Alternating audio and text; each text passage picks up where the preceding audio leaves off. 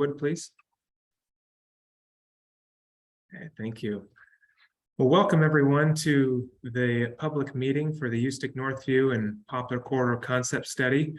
We're really grateful that you took time out of your busy schedules in your evening to join us, and we look forward to getting your feedback. The purpose of this meeting is to solicit your feedback on proposed concepts for several segments throughout the corridor, and we'll walk through that and get you familiar with where we're talking about here shortly. But my name is Mac Drzajic. I am with Alta Planning and Design, the consultant team that was hired by ACHD to help facilitate public outreach and develop conceptual design for the corridor that we're talking about today. With me, whose faces you can also probably see, are Zoe Mock with Alta Planning and Design as well. She'll be helping kind of monitor questions and comments that come in through the chat.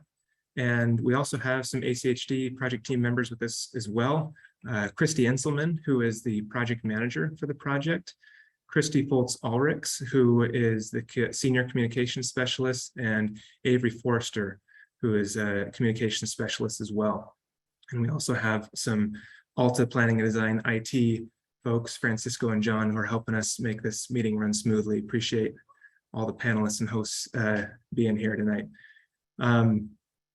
So without further ado, before we get started, just a few guidelines for this meeting. Just as you probably heard a voice when the meeting started recorded, this is being recorded and it will be posted on the project website after the meeting. So we'll share that link on the last slide of this presentation.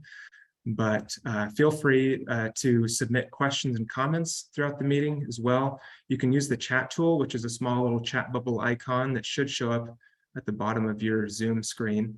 And you can use this to ask general questions or make general comments. You will have the opportunity throughout the live polling to make specific comments and questions on specific segments of the corridor. So we ask that you try to use the chat for more general inquiries, but whatever you feel comfortable with in dropping your insights and questions, we want to hear them. Those chats and comments will also be recorded.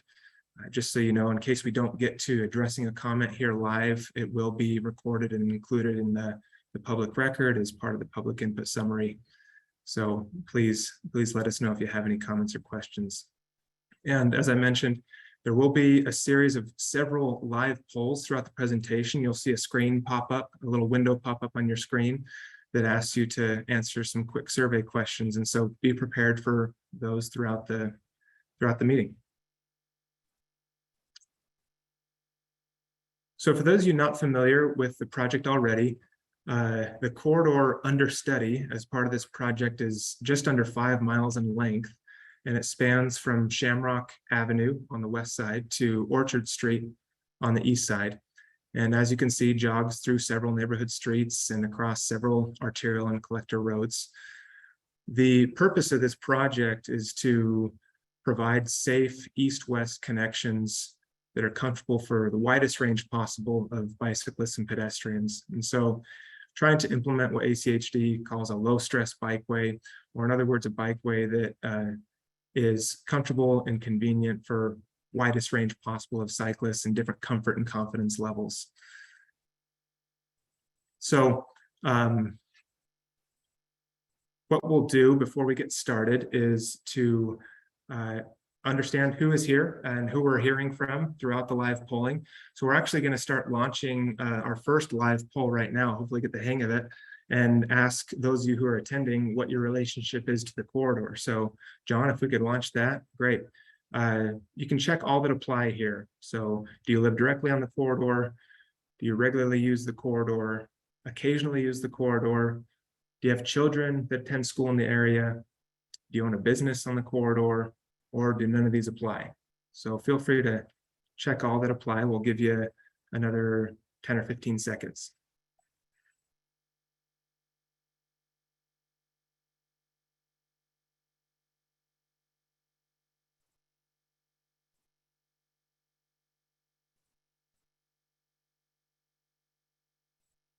All right, let's go ahead and close that poll, John, and we can flash up. Let's go ahead and flash up the results just to see who we've got attending. All right, so it looks like we got a fair amount of the percentage of folks who live on the corridor and use it often. Great, a little bit who have children who attend school in the area. All right, great, thank you. We can close that. The next question we'd like to ask you right off the bat, just to get to know more of the group, is how do you travel along the corridor currently? You can check all that apply here. Do you drive a vehicle? Do you take the bus? Do you walk or use a wheelchair? Do you use a bicycle or other rolling device like a scooter?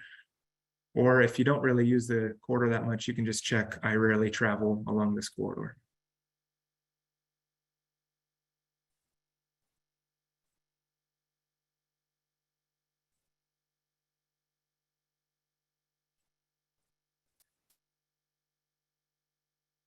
All right. Let's go ahead and close that poll. Hopefully that was enough time to make your selection. So we do have quite a bit of folks who use a bicycle or a scooter, some other rolling device to travel along the corridor, and driving is in second place. It's 67% of the group. Okay, awesome. Great, well, thank you. So what we'd like to do now is just give you a quick snapshot of a little bit of what we heard in the first phase of public outreach, which took place in the spring of 2022. Some of you on this webinar, on this call, in this meeting probably participated in some of that, but we reached out via online surveys, interactive comment maps, print surveys, door-to-door conversations, as well as some virtual public meetings, and heard from 172 people on the survey itself. A couple of highlights from that survey: we asked people to rank their priorities for the corridor, and safe crossings of major streets, filling sidewalk gaps, and improving bicycle infrastructure were the top 3 priorities that were listed by those who participated. And just one more highlight from that public input session in the spring is we asked folks what the biggest transportation challenges are along the corridor. And the top 3 themes that came through in that open-ended question was lack of sidewalks or bicycle facilities, driver speeding and not paying attention to the roadway users, and difficulty in crossing major intersections as a pedestrian or a cyclist. So there is a full summary of the first round of public outreach if you are interested, which can be found on ACHD's website for the project. Again, we will share that link at the close of this meeting, but if you are interested in learning more about what we heard in phase 1, you're welcome to do so. So based on what we heard and based on our professional analysis of the corridor, we're flashing on the screen before you kind of the unveiling of the proposed overall concept. And so there's a lot to digest here. And what we're going to do is walk through each segment one at a time and get your feedback on each segment. So we do appreciate your time and your patience as we walk through. Perhaps you're only interested in 1 or 2 of these segments, but we will be moving from Montana Avenue on the west over to Orchard Street to the east. We'll be moving left to right on this map. But just to give you an overview of what you see on the screen here, the primary treatment being proposed for the corridor is a low-stress shared street bikeway, which includes signage and sharrows. It's a pretty low-impact treatment and is typically designated for roadways or streets that have low volumes and low vehicle speeds already and are more suitable for cyclists sharing the road with drivers safely. But you'll notice there's some areas along the corridor where that necessarily isn't the case at this time. And so we're proposing some traffic calming measures along a few of the segments. You'll see with that black dashed line in the middle of the yellow line. So along Quarry Lane, Northview Street, some parts of Poplar Street, and then Plymouth and Mountain View and Fowler over there to the east.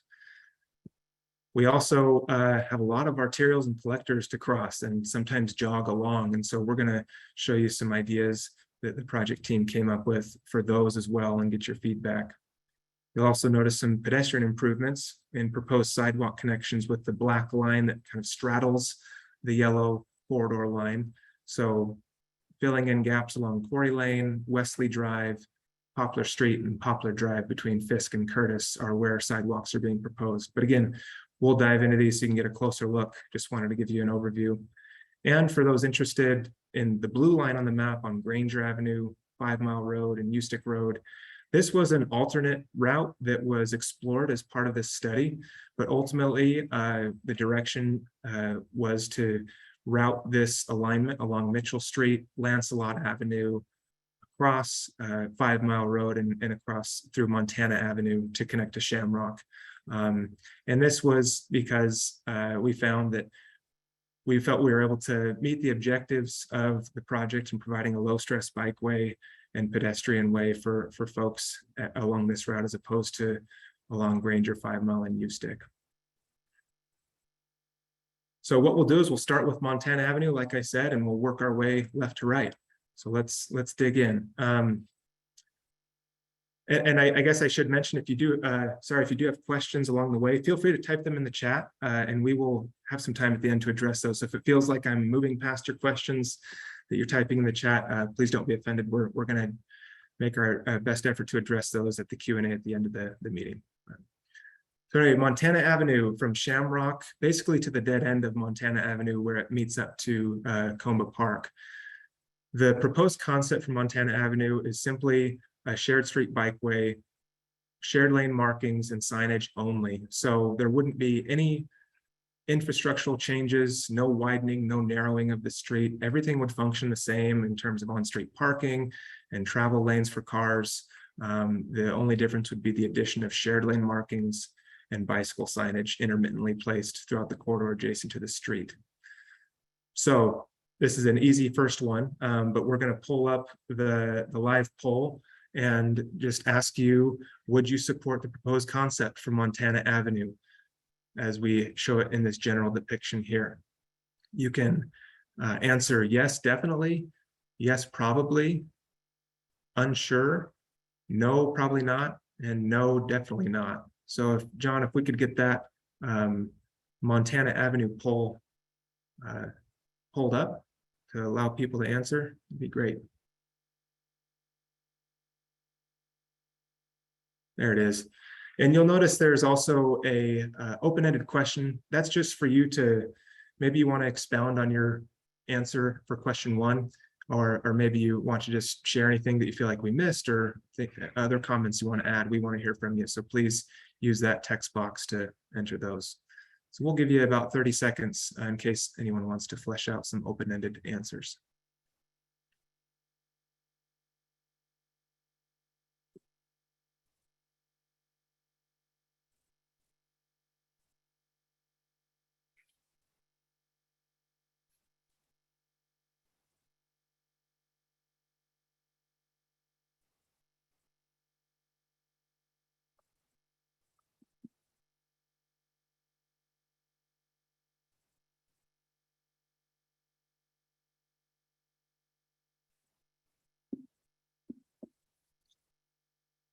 All right.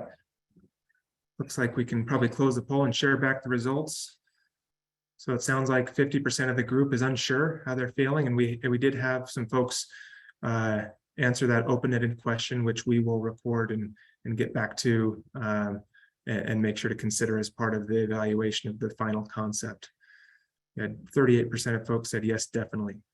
Thanks for your feedback on that. Okay, let's move on to the next segment then. So this is an interesting kind of a unique part of the corridor that is still in question. That's why we've got the big fat question mark there. It's still under consideration to route a pathway connection through Comba Park and connecting Montana Avenue to 5 Mile. And ACHD is currently in the process of coordinating with the city of Boise, who owns Comba Park, and the canal operator, who owns the canal easement just to the west of the park, on the feasibility of making that connection. And so details are still yet to be determined on that, but we did want to hear from you on whether or not you would support a pathway connection through Comba Park to make this connection between Montana and 5 Mile. So the poll's already up. Let us know using the poll what you think.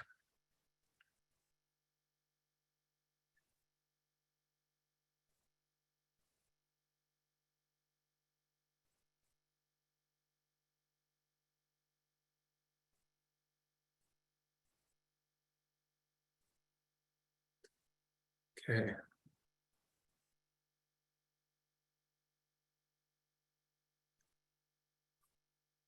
Just monitoring the chat a little bit. It sounds like we have some folks that are not receiving the polls. I would check maybe different windows of your screen, or if you have multiple screens up. I'll maybe ask one of the other panelists, maybe IT, to help out this individual who feels like he's not receiving the polls on his screen. It should be just popping up on your screen.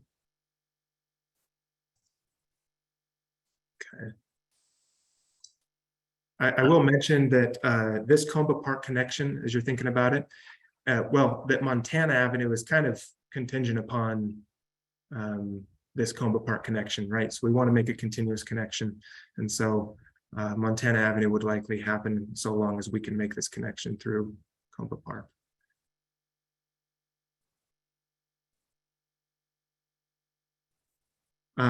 If you're not receiving the poll on this one, if you could just type in the chat what your answer would be, we'll make sure to get that recorded. And if you could include Comba Park in your answer, that'd be helpful. And then Mac, real quick, one thing they can try is just leaving and joining and see if that resets the webinar for them on their end. Okay. Yes, if you want to try to leave and rejoin the meeting, that might solve the issue moving forward. Hopefully it's just a one-off deal. Okay, well, let's go ahead and close the poll and see the results for support for a connection through Comba Park. Looks like 63% say yes, probably, and 13% say yes, definitely, and 25% say no, probably not. Okay.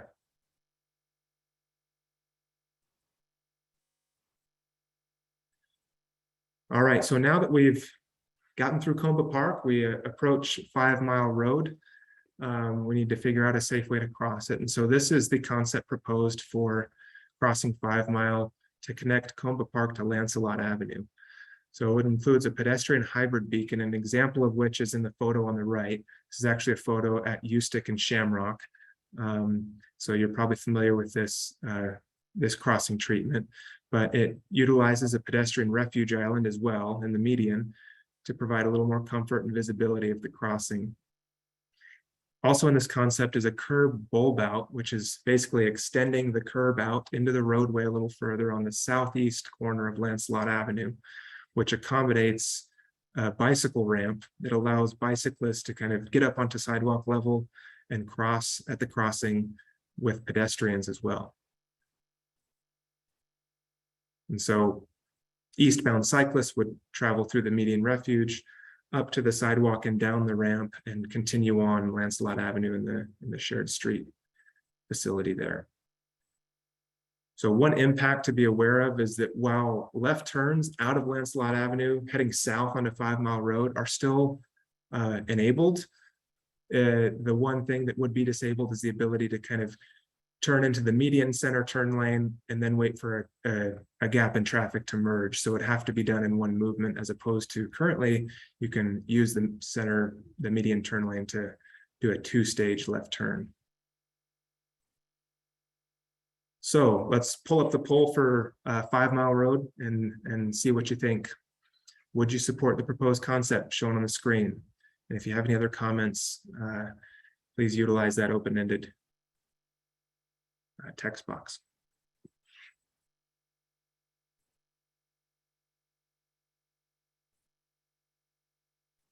And if you are having trouble seeing the polls, try to log off and log back in. And if that's still not working, we will record your answer in the chat.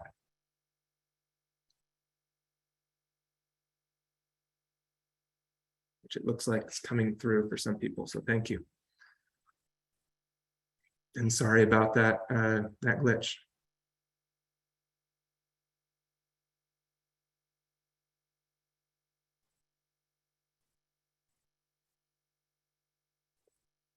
Okay, let's go ahead and close the poll. And see the results. So we had one person in the chat say yes, definitely. We had 67% of those who responded to the poll say yes, probably. One person's unsure and one person says, no, definitely not. And unfortunately, sorry, we don't have the ability on the polling to pull up those open-ended responses, but rest assured we will review those. So we appreciate your comments on that.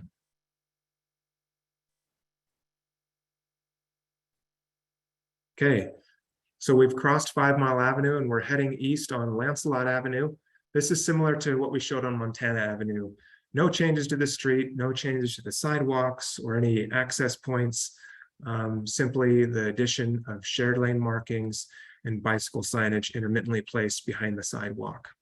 So pretty straightforward and low impact, but Lancelot Avenue was deemed already suitable, low stress enough, low volume, low speed to accommodate bicyclists in the street comfortably. So let's pull up another poll for Lancelot Avenue. You see a pattern now, we're hopping back and forth. So would you support the proposed concept for Lancelot Avenue?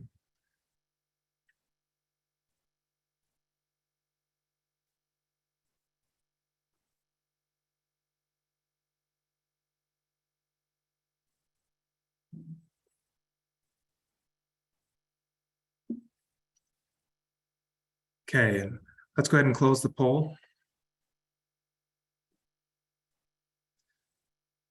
43% plus one in the chat said yes, definitely. And we had 43% say yes, probably. And 1 of 7 say they're unsure. Mitchell Street, this is where we get a little more complex in the options that we're showing on the screen. And so appreciate your attention as we walk through 2 options for Mitchell Street.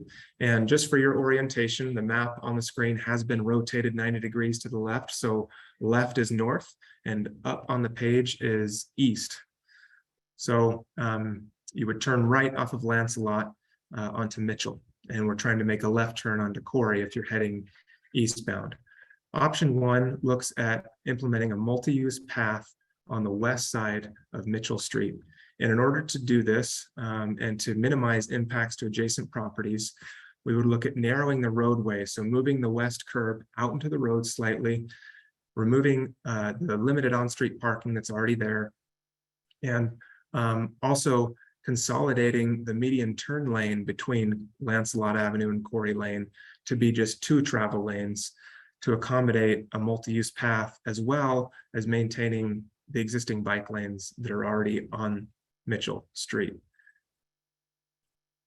So to give you a closer look at what we're talking about, this is a cross section that would be looking north. So on the west side, you have your multi-use path, and you'll notice we're indicating kind of where the existing back of sidewalk is. So we're looking at 2 to 3 feet of that sidewalk being pushed to adjacent property. So there is some impact in that way, although everything does still fit within ACHD right-of-way. And then looking at the Corey Lane crossing, similar to the 5 Mile crossing, we'd be trying to consolidate both directions of bicyclists to one corner for a safe bicyclist and pedestrian crossing at Mitchell Street on the south side of Corey Lane. And again, this drawing is rotated 90 degrees to your left, so north is left.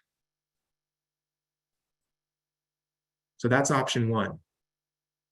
Option 2 looks at leaving sidewalks and curb and gutter and the roadway width exactly where it is today, but still removing on-street parking and consolidating that median turn lane to accommodate a more comfortable bicycle facility than what's there today in the form of buffered bike lanes. So the trick here then is to safely accommodate left turns onto Lancelot Avenue and Corey Lane. And what the proposed concept is showing is what are called left turn cue bays, also known as jug handles. And we'll show you a closer view of what that looks like to provide a second option for cyclists to turn left as opposed to just merging into traffic and making a left turn. So if I could direct your attention to the image on the right while we're talking about the left turn cue bay, this allows a space for cyclists to kind of get out of the line of travel of the bike lane and wait for a gap in traffic to make their crossing. So there are some modifications to the curb and sidewalk at these locations, but otherwise this concept, this option does not modify curb and gutter. Cross-section on the left shows you how existing sidewalks stay where they are. And by reducing on-street parking and the center turn lane, we're able to accommodate buffered bike lanes. So option 1, multi-use path with bike lanes, removing on-street parking, narrowing the road a little bit. Option 2, buffered bike lanes and left turn queue bays, also removing on-street parking in that median center lane. So which option would be your preference? You can choose option 1, option 2, or you can say, if you want to leave it as is, if you think that no changes are needed on this section of Mitchell to accomplish the goals of the project. And if you think something else would be better, click none of the above and explain in the open-ended question what you might want to see as opposed to what's being presented. And again, if you're having trouble viewing the poll or interacting with it, you can type your answers into the chat. If you just include Mitchell Street with that answer, we'll make sure it gets recorded.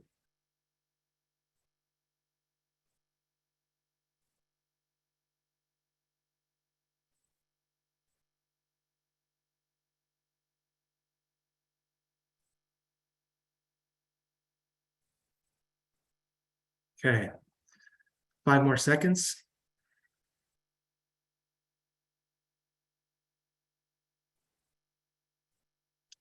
Okay, let's go ahead and close the survey. So it looks like option 1 was the favorite, but a pretty even spread across option 1, 2, leaving it as is, and none of the above. So we'll look forward to hearing your comments in the open-ended question, especially for those who selected none of the above, to make sure we're hearing you and understanding what your ideas are for that. Thank you. Okay, Quarry Lane. We've turned left now if we're heading eastbound on the Quarry Lane from Mitchell Street. And this, similar to Lancelot and Montana, we're proposing a shared street bikeway with signage and shared lane markings. However, this corridor was identified by the public and through our analysis as needing some traffic calming in order to make it safe for bicyclists to share the road. Quarry Lane was voiced by the public as a corridor that gets a lot of cut-through traffic and a lot of speeding due to the width of the street. And so in addition to shared lane markings and bicycle signage, this concept proposes some other traffic calming elements. I'll also note that, and we share the link in that opening paragraph there, that there's a concurrent ACHD project that's looking at some redesign of Quarry Lane for this segment that we're looking at specifically, that includes curb bulb outs and sidewalk connections and new pedestrian ramps. So that's a separate effort, but obviously ties into what we're doing here. In addition to those curb bulb outs in that design, which you can find on ACHD's website, we're proposing that speed cushions and or neighborhood traffic circles be implemented along Quarry Lane to promote slower vehicle speeds. Speed cushions, I'll walk through all the traffic calming. So curb bulb outs is a treatment where you essentially extend the curb out into the road at intersections. You kind of pinch or narrow the intersection by extending those curbs out. And what this does is, one, it provides shorter crossings for pedestrians and makes them more visible to drivers coming through the intersection. So it increases yielding compliance. It also promotes some visual friction throughout the intersection to slow motorists down, and also slowing turning speeds as the radius of those corners are decreased. So it causes drivers to slow down to make those turns, which is advantageous for our purposes in making this corridor safer for bicyclists and pedestrians. Speed cushions are like speed humps. They cause a vertical deflection and make you slow down to get over a speed hump. However, speed cushions provide cut-throughs to allow emergency vehicles, which typically have wider wheelbases, to get through the speed cushion unimpeded. However, typical passenger vehicles whose wheelbases are narrower would have to slow down, would not be able to breeze through those cut-throughs like an emergency vehicle. Neighborhood traffic circles are found at intersections or cross streets, can also be found mid-block, but typically at intersections, and provide a horizontal deflection for cars to have to change their route slightly through the intersection in order to get through or to make a turn. And this encourages slower speeds as well as higher yielding rates for crossing pedestrians and cyclists. These can include mountable truck aprons too, that basically allow larger vehicles to mount up onto the traffic circle when needed.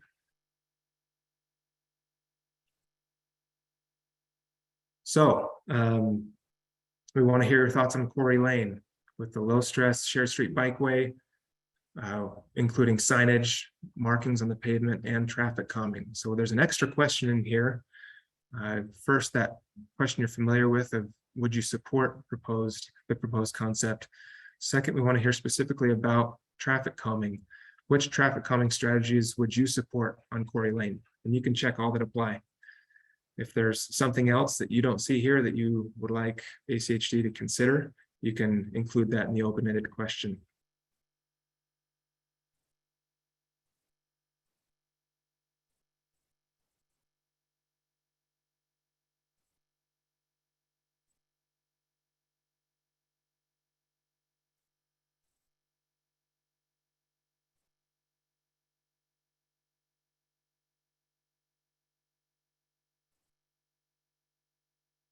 Okay, thank you for those who are including your answers with the street name in the chat. Hopefully the poll is working for the rest of you.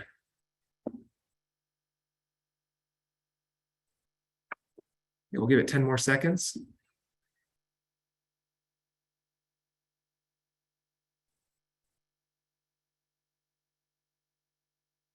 And let's go ahead and close the poll and look at the results.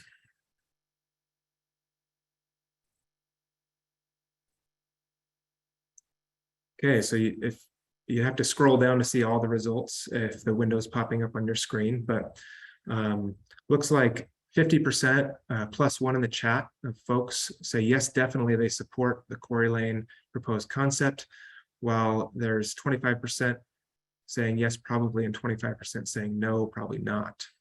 With regards to traffic calming, it looks like speed cushions were the fan favorite, with neighborhood traffic circles and curb bulb outs showing it about 25%.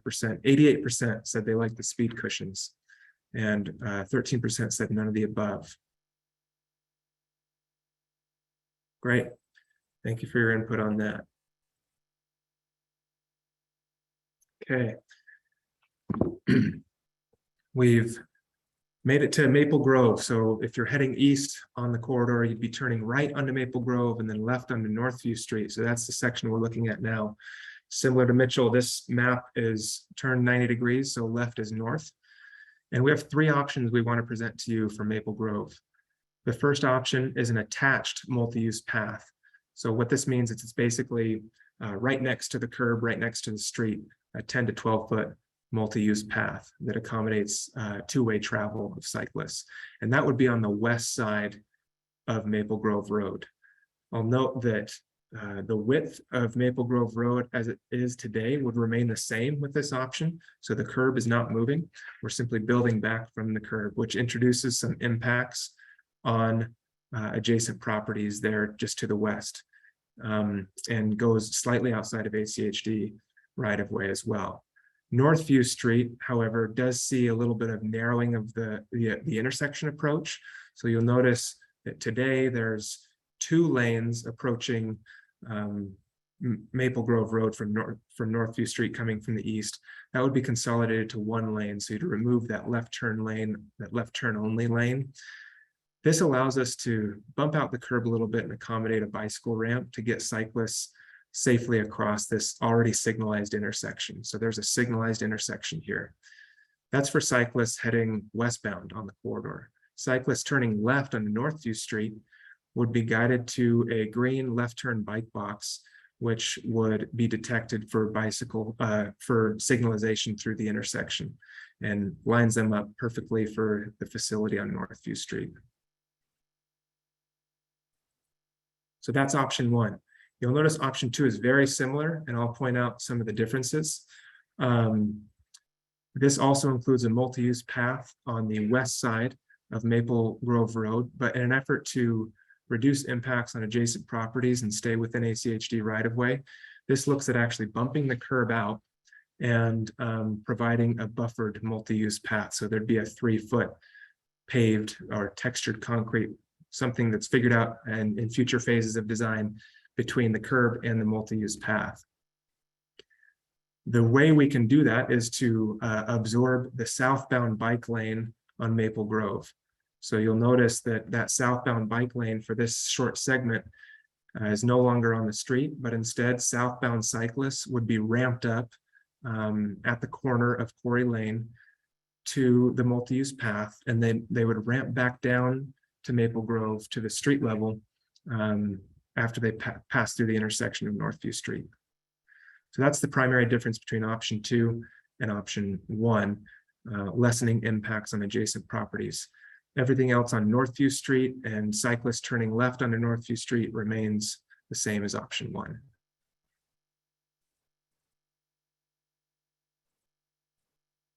And then lastly, option 3 looks at a lighter impact concept that uses just the existing bike lanes, routes cyclists on the existing bike lanes on Maple Grove, but seeks to improve left turns.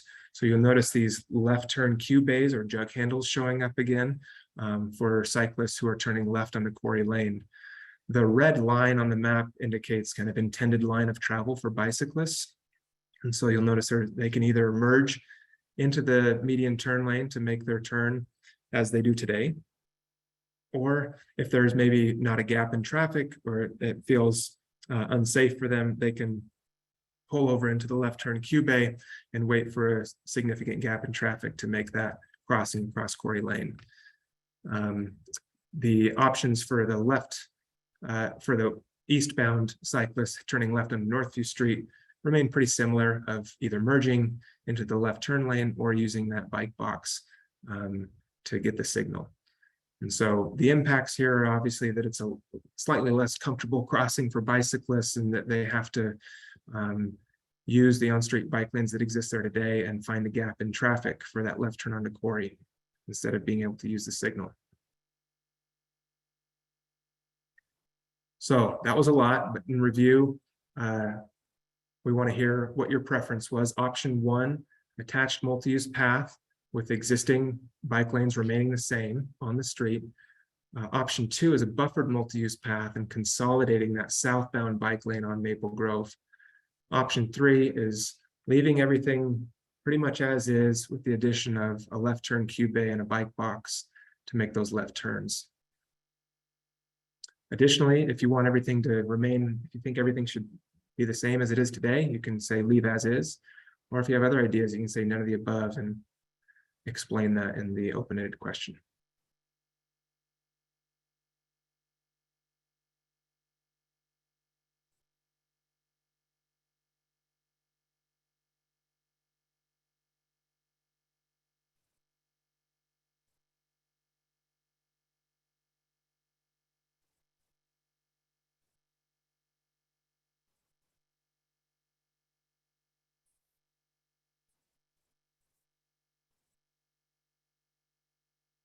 All right, we'll give it 10 more seconds.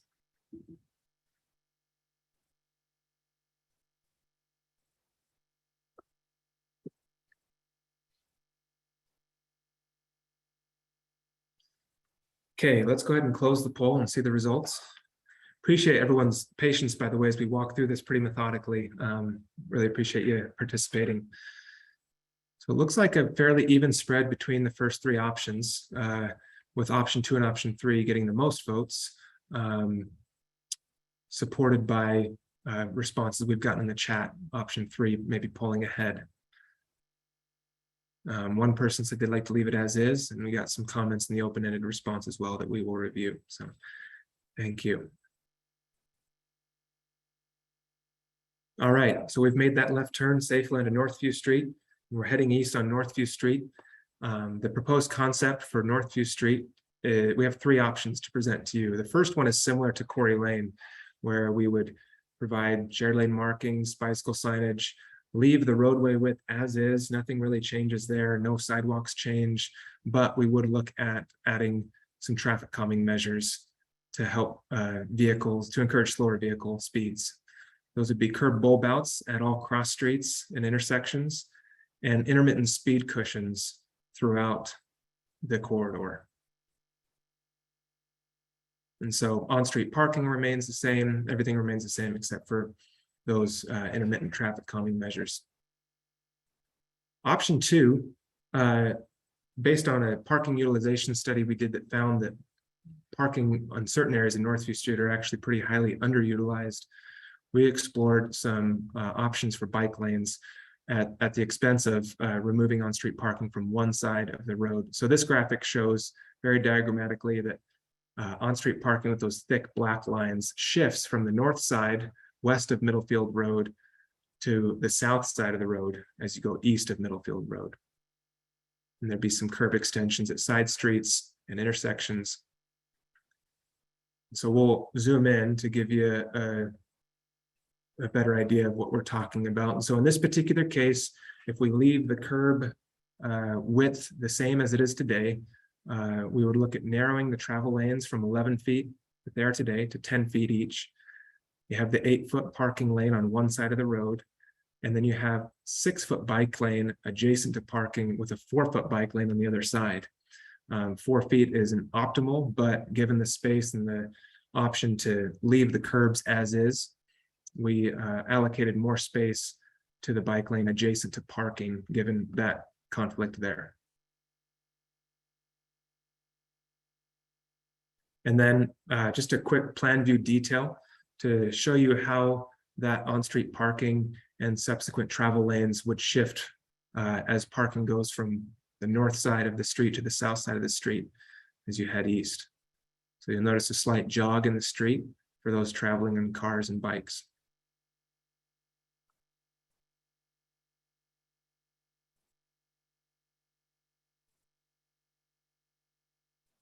And I will just answer a quick question that popped up in the chat. The 4-foot bike lane does not include the gutter pan of the curb. So that's 4 feet of asphalt.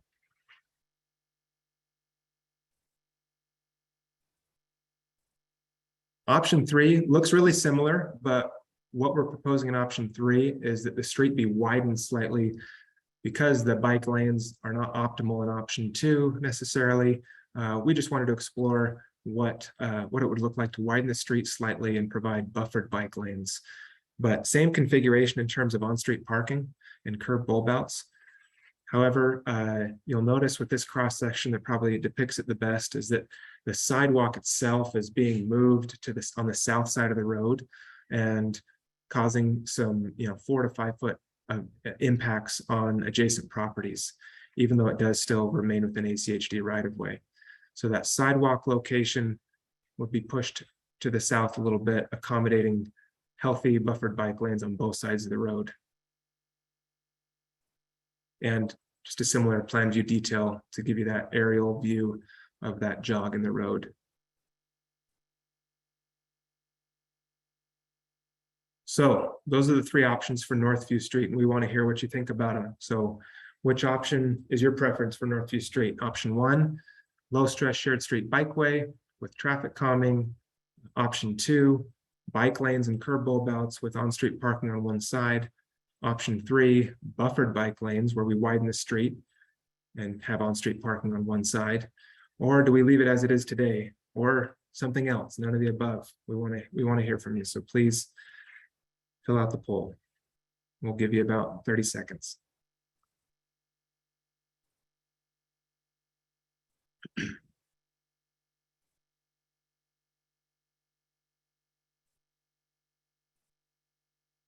While you're answering that, we did get a question about how much bike traffic is here. And Christy at ACHD, I don't know that we have bicycle counts for Northview, but I could stand corrected. I'm not sure.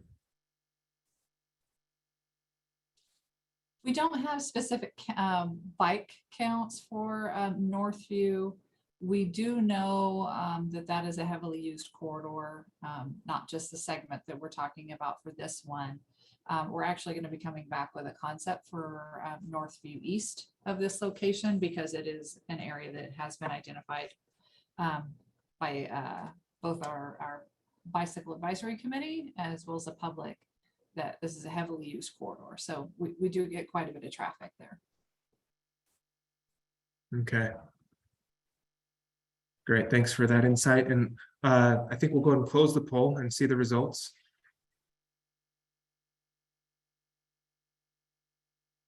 See.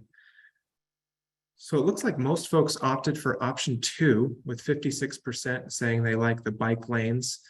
22% said either they like option 3 with the buffered bike lanes, or they want to leave it as is. And this one, we got quite a few comments in the chat and in the open-ended response, so we'll make sure to review those as well. But we know that this is a focus, definitely a focus segment of the corridor, and we appreciate your feedback on it.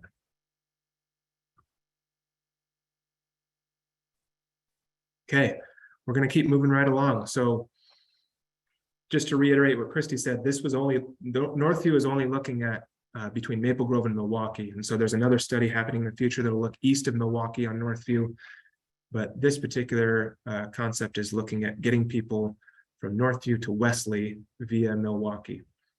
And so we have 2 options to show you for this. The first one being a multi-use path on the east side of Milwaukee. So again, this map is turned 90 degrees to the left, where left is north. And you'll notice that we're actually routing cyclists with the red lines indicate where cyclists would go on Bloomfield Drive. And this stemmed from feedback we heard in the first phase of a lot of cyclists who already use the corridor, how they use Bloomfield Drive as opposed to going to the intersection of Northview Street in Milwaukee. So this would include a shared multi-use path on the east side of Milwaukee Street that allows pedestrians and cyclists to cross through a raised refuge island right at Bloomfield Drive there. This obviously has impacts on Bloomfield Drive and the ability to make left turns in and out of Bloomfield Drive. And if you look at Westley, the corner of Westley, it's a similar situation where we have a curb bulb out and a bicycle ramp to consolidate and allow for cyclists heading in both directions to use that multi-use path. And the inset picture you see there is just an example photo of what's called a rectangular rapid flashing beacon, or RRFB, which is a push-activated flashing beacon that would most likely be incorporated at this crossing as well of Milwaukee Street.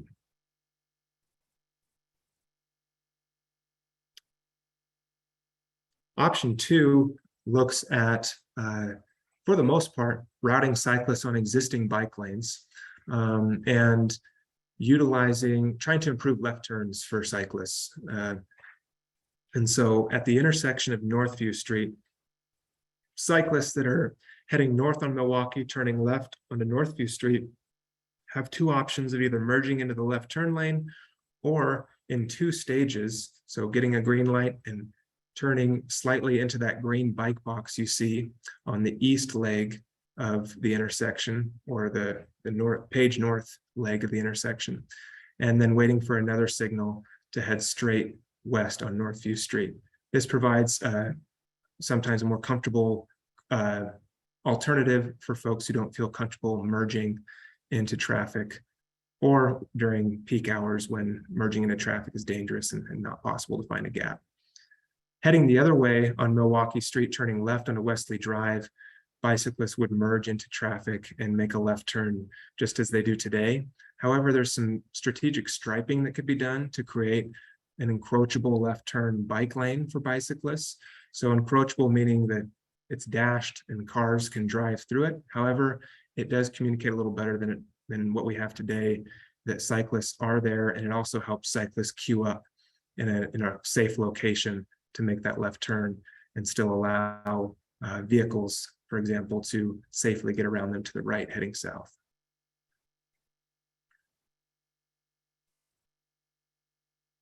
So what are your preferences for Milwaukee Street? Which option is your preference? Option 1, multi-use path and route cyclists on Bloomfield Drive. Option 2, use the existing bike lanes and improve left turns.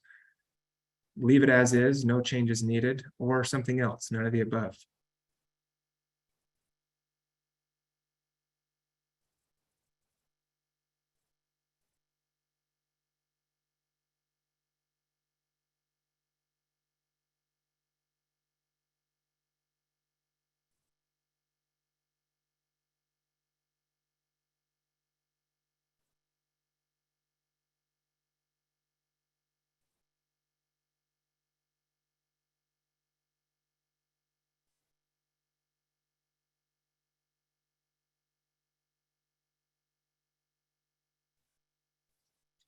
Okay, let's go ahead and close the poll and see the results. We did have one response in the chat opting for option 1. And then it looks like we had the majority of those who responded to the poll liking option 2. And one person saying none of the above. And just to reiterate, your comments in the chat and in the open-ended question are being recorded, and we look forward to reviewing those. So thank you.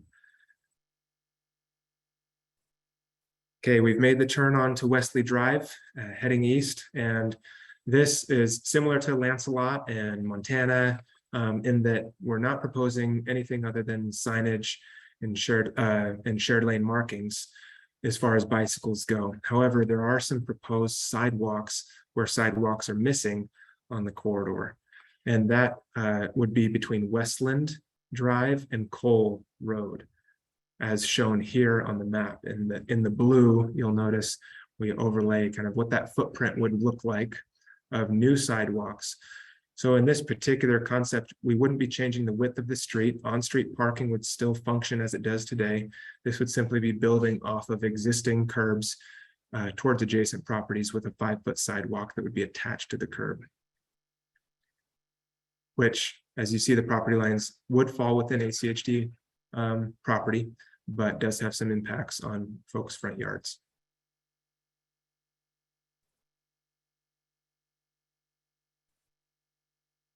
So the question for Westley Drive is twofold. First, we want to hear about what you think about the overall concept for bicyclists of the shared lane markings and signage. And then we also want to hear in the second question whether or not you support sidewalk connections on Westley Drive between Westland and Cole. So John, if we could get that poll pulled up on the screen.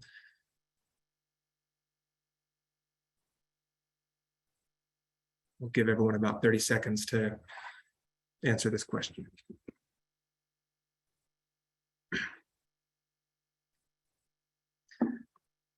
And again, appreciate all you sticking with us and your patience. We're just about through the corridor, but a few more segments to go.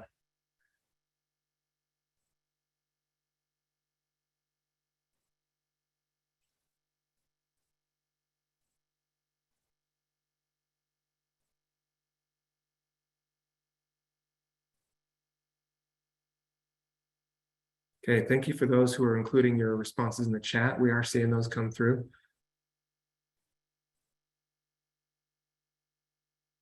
Let's go ahead and close the poll and see what the results are. So we had, as far as the bicycle conditions and concept goes, we had 50% plus one in the chat say yes, definitely. One said yes, probably, and then we had 38% plus one in the chat say they're unsure. With regards to the sidewalks, we've got 57% of folks saying yes, 43% saying neutral.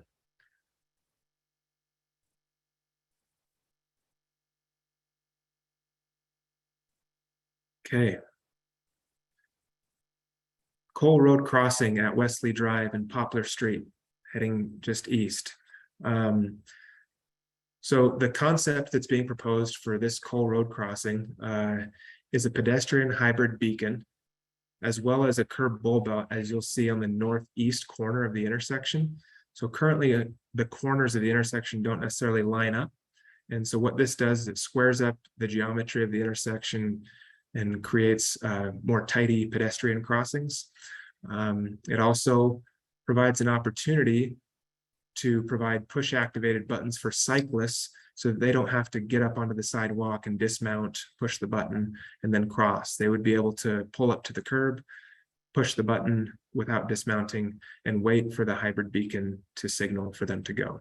So this photo example on the right is an example of a pedestrian hybrid beacon, with the exception of the pedestrian refuge island in the photo, which is not being proposed for Cole.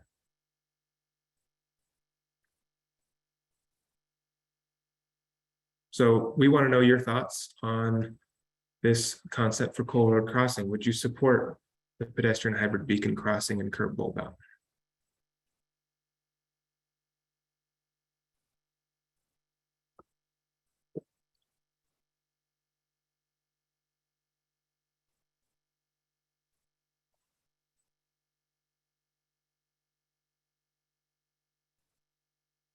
Okay, let's go ahead and close the poll. And if you get cut off from typing an answer in the open-ended box, please put it in the chat, or you're welcome to email us later. We'll provide that contact information. There's also the opportunity to give the same feedback online, which we'll also direct you to. So 38% of folks said yes, definitely. 38% said yes, probably. We had one in the chat say yes, definitely, and one in the chat say not sure. We had 13% say unsure in the poll. One person said no, definitely not. Okay.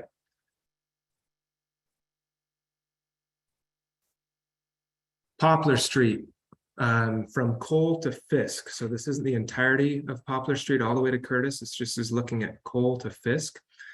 And this would include a low-stress shared street bikeway with signage and shared lane markings for the majority of the corridor. However, with some strategic neighborhood traffic circles implemented at El Dorado and Liberty, at the intersections of El Dorado and Liberty. Additionally, this concept proposes a new 5-foot sidewalk on the south side of Poplar Street between the Youth Ranch Hayes House and Irving Street, where there's currently a gap in the sidewalk. And to give you a closer look at the sidewalk, in an effort to keep it within ACHD's right-of-way and lessen impacts on adjacent properties, this is what is being depicted here. And so you'll notice that just east of the church near El Dorado, it does get pretty narrow with 28 feet curb-to-curb width resulting. The aerial that you see here does not show the existing sidewalk that's on the north side that was recently built, but that was what we were measuring from to get that number of 28 feet. And so it does narrow the roadway in an effort to lessen impacts on adjacent properties. Otherwise, on-street parking would remain the same. On-street parking is not being restricted because of the sidewalk.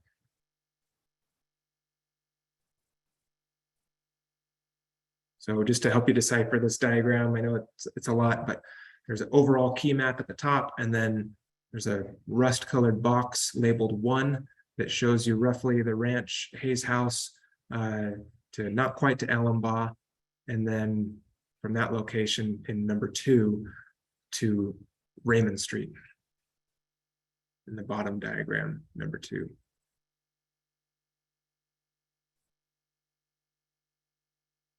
So if we're flipping through the images too fast, again, you can access these online and provide more thorough feedback later if you'd like.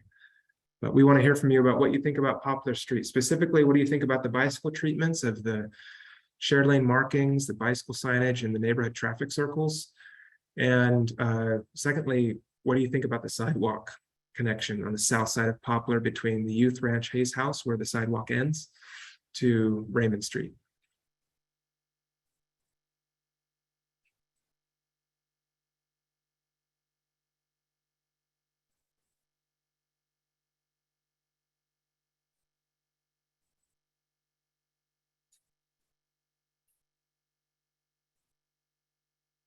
Okay, let's go ahead and let's give it 10 more seconds.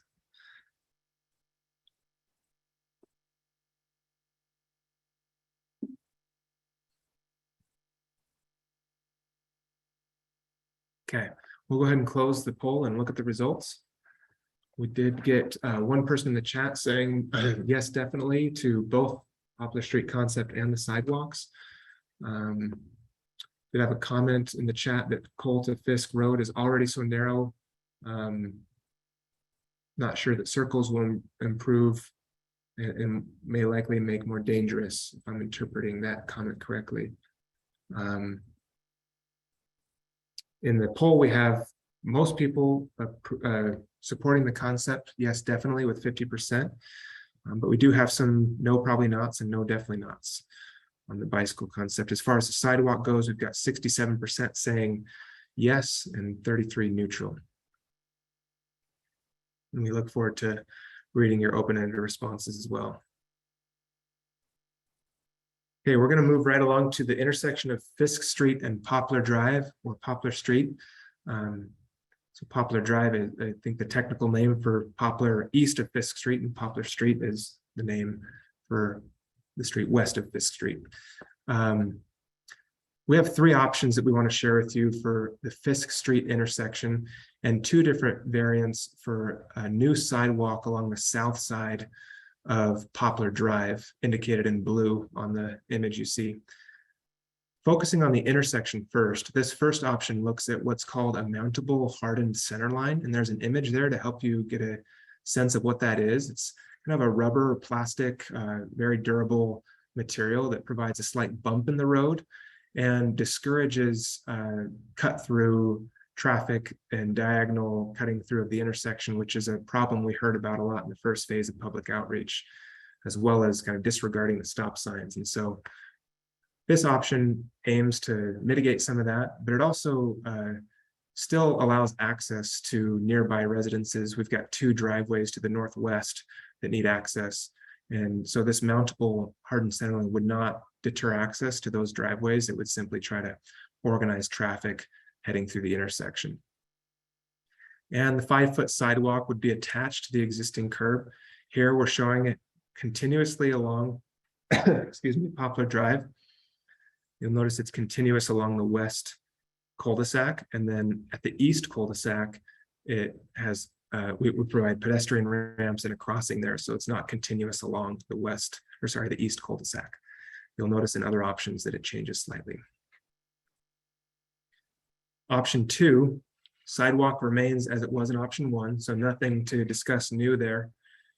But in option 2 for the intersection, we look at formalizing the intersection a little more to be more of a true three-way intersection by removing that first stop sign on Poplar Drive on the northeast side, if you're heading kind of south towards the intersection, and creating a new curb line that continues the existing curb line to make that more of a true three-way intersection there, with new driveway entrances to those private residences, and then just a striped center line. So there's still a center line, but this is just painted. It's not a mountable bump in the road.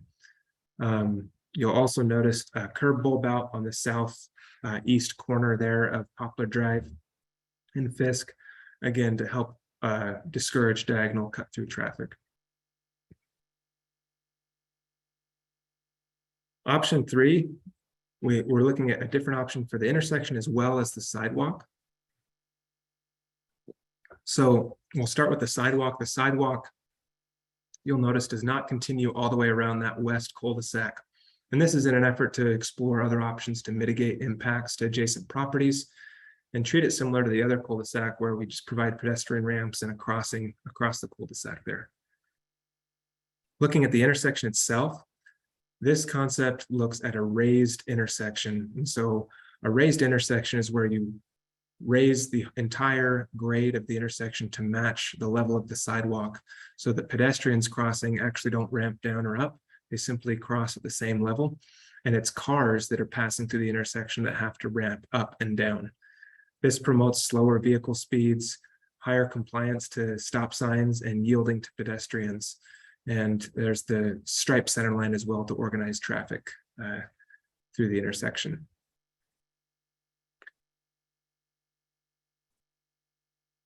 So that was a lot, but we want to hear your feedback on two things. First, the intersection treatments. You have 3 options, and then you have the options of leaving it as it is today or something else with none of the above. And then the second question, we want to hear your preference for the sidewalk. So if you choose options 1 and 2, that means you liked what we were showing in the first 2 options of the continuous sidewalk all the way around. If you choose option 3, that's what you liked in the last option we showed. That's if you liked the last option we showed of it not continuing around both cul-de-sacs.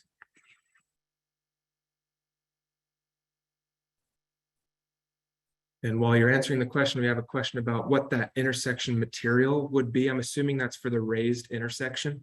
And that's definitely to be determined in the design phase, I'd say, but I'd let Christy chime in if there's I don't know that there's much precedent by ACHD for these raised intersections. That's something that we would work out through design. Yeah. This is in the concept phase, we're trying to narrow down the right treatment option. And then the next phase of the development would be to actually have engineered drawings done for the preferred concept or the preferred design. And it's during that time that we would leave that to the engineers to identify what's the best treatment type for that. My best guess would be concrete, but that would get worked out at that time. Great, thanks. All right, let's go ahead and close the poll. And see the results. So pretty even between the defined curb line and bulb out and then the raised intersection for the actual intersection of Fisk and Poplar. We also have option 2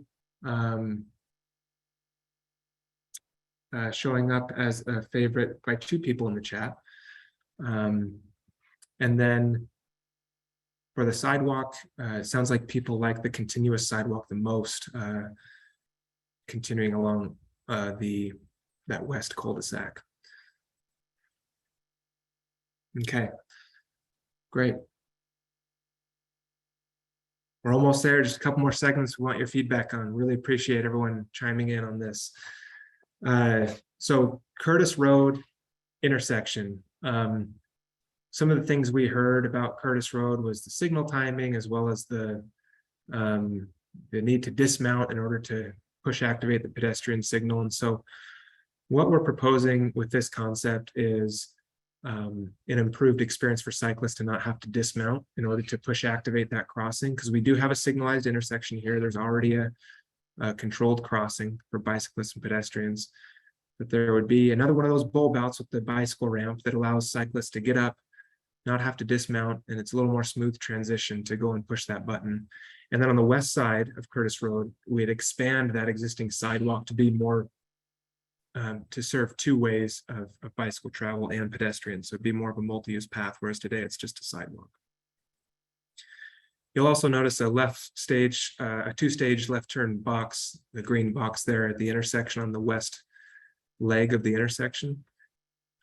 Cyclists could use this as well for if they wanted to, but it's primarily for southbound cyclists on Curtis Road who want to turn left onto Plymouth Street to queue up in proper location to be detected for the signal.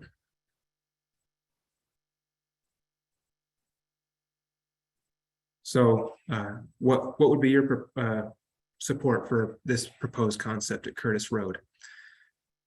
Yes, unsure, or no?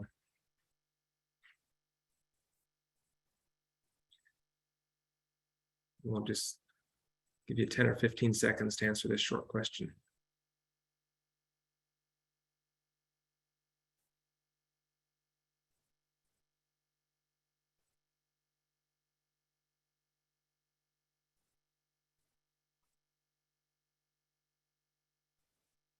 Okay, let's go ahead and close the poll. Looks like we had an even split, well, mostly supportive, yes, definitely, and yes, probably. And then we had a yes, probably in the chat, and some support in the chat as well for this helping kids on bikes get to school. All right, well, let's move on to the last segment that we're asking for your feedback on. It's kind of a collection of roads that connects folks from Curtis to Orchard via Plymouth Street, Mountain View Drive, Fowler Street, and Bond Street. So the proposed concept here would be not making any changes to the width of the street at all, and not adding sidewalks, but instead adding shared lane markings, bicycle signage, and some traffic calming.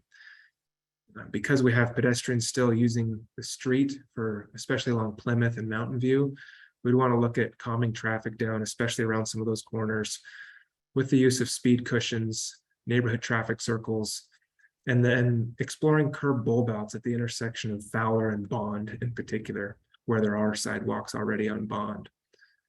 But otherwise, the treatments along Plymouth, Mountain View, and Fowler would be speed cushions and neighborhood traffic circles. So would you support this concept for Plymouth, Mountain View, Fowler, and Bond? And then we also want to hear about your traffic calming preferences in addition to that.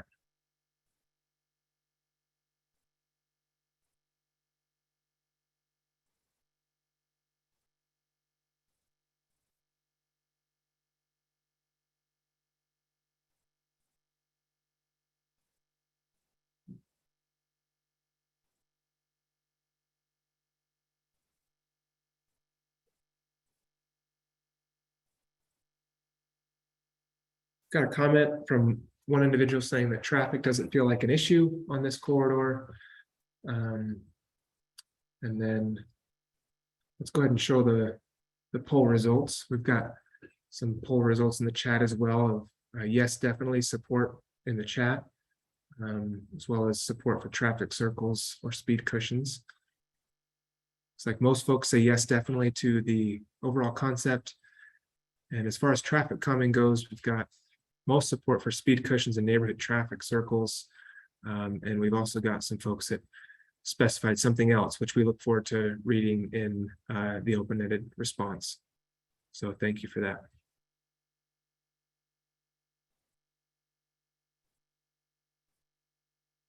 And it looks like we have some dwindling numbers, but just to flash this proposed overall concept again on the screen, we wanted to, well, thank you, first of all, for walking through 5 miles of the corridor with us. And we just wanted to open it up for more questions if there are general questions. Christy, Zoe, if there's any general questions in the chat that we can address right now, let's do that. Otherwise, those listening in, feel free to drop some general questions if you have them in the chat.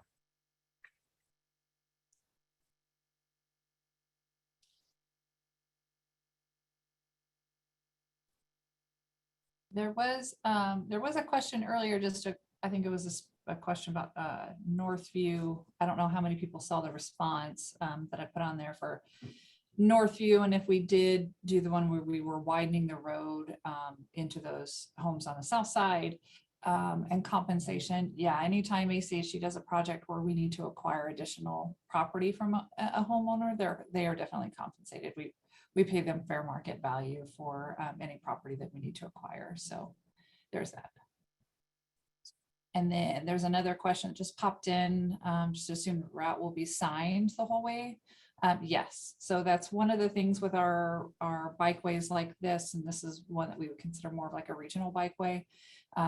There would be signage throughout. There'd be wayfinding signage. And then we typically will do toppers as well on some of the street signs. So yes, it will be signed throughout. And those toppers are just kind of branded panels that indicate kind of a low stress bikeway, right? Yep, that you're on there, that you're on a specified bikeway for ACHD. Okay. We did have a question about marked crosswalk, someone wanting to see more detail at the intersection of Bond and Orchard Street. And that was not explored during this process. It was simply kind of getting to the existing bike lanes that exist on Orchard Street, but that is definitely on ACHD's radar to accommodate a safer crossing there. We did hear from a lot of people in the first round of public outreach that in order to access the Greenbelt, for example, they actually head south on Orchard Street and access the Greenbelt by Idaho camera there, where it comes out onto Orchard Street. We heard that from quite a few people. Looks like another question about right-of-way and how will we know if their property is going to be acquired. That's something once we get into design and it's actually engineered drawings, they specify exactly where and how much property, and we would coordinate that with the property owners as well. So at this particular point in time, until a concept is decided, we don't even know if we're going to need to acquire right of way, but we would negotiate and we would work with each property owner that potentially could be affected. Yeah.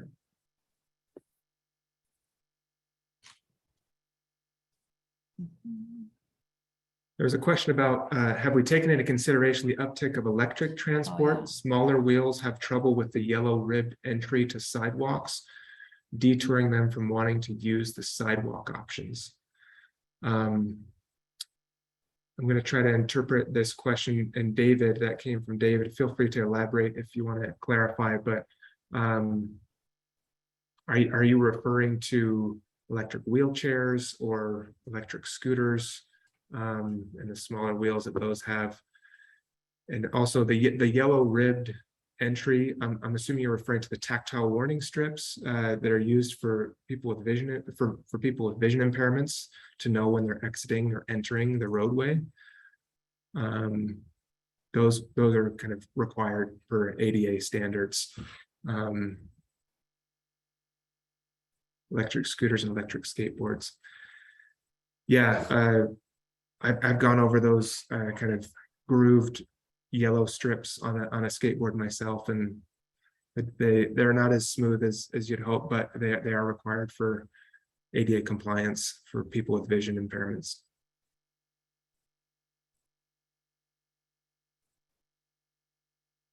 There's two types of tactile warning strips that are being proposed in this concept. We didn't get too much into detail on those. One is just what you're used to seeing with the small domes on kind of a square yellow pad.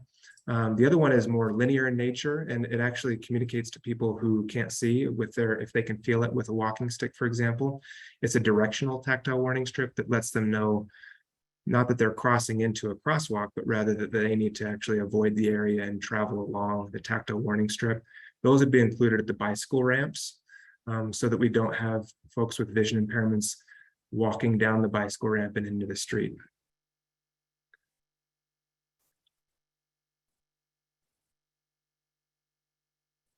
Okay. If there's any other questions, feel free to chat them in the chat, but we will just flash up this last slide here on next steps. So we're in the middle of our second public input period, as you'll see where we are now, which ends on September 15th. So you have until September 15th to fill out the online survey, but please know that your responses here, the questions that were asked here are the same that are on the online survey and will be recorded as if you recorded them on the online survey. But feel free to go on there and provide more open-ended input if you'd like, and encourage your neighbors to take the survey as well. Once we close the survey, we'll kind of regroup as a project team and refine and try to select a preferred concept that will then be presented to ACHD Commission for approval and moved into future design phases. And I'll maybe let Christy talk about what happens after that. Yeah, and then to clarify, the concepts that we're showing you today, everything we're showing you today will be taken to our commission. There will be a recommendation, but it's ultimately up to the commission as to which alternatives are going to be moving forward. So we will present everything to them. We'll provide all of the feedback that we heard from the public on what their preferences are. And so, sorry, we're getting questions as I'm talking at the same time.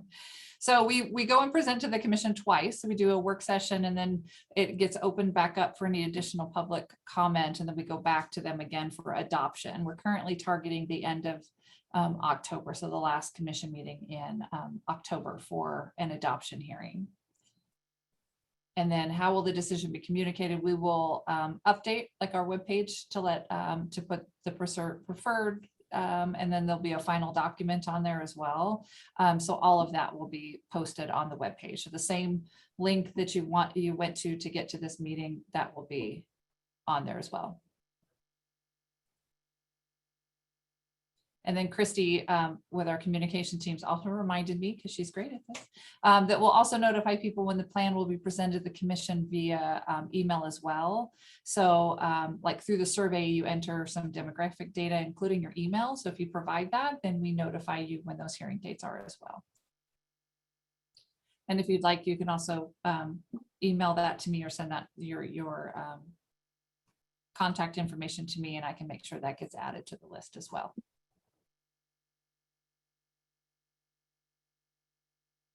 Great. All right. Well, can't say thank you enough for the time you spent with us tonight. I know it was a long and methodical approach to walk through the corridor, but we wanted to make sure that everyone who wanted to hear about any particular segment could do that and provide your feedback. So. Oh, and I didn't talk about next steps. Sorry. You asked Oh, me that, yeah. and then I never Oh, quite yeah, got there. I yeah. kind of stayed in this particular realm. So for most of our projects, if we have a concept phase to it, at a minimum, it takes us a little over 4 years for the project to be completed. And that's all dependent on when we have it scheduled and funding available. So the next step for this particular project would be the design phase.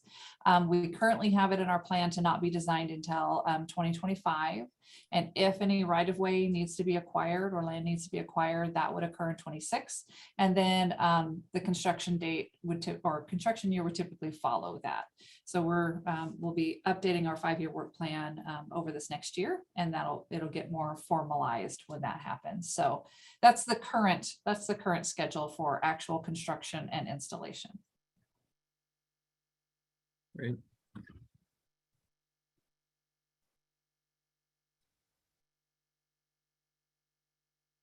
All right.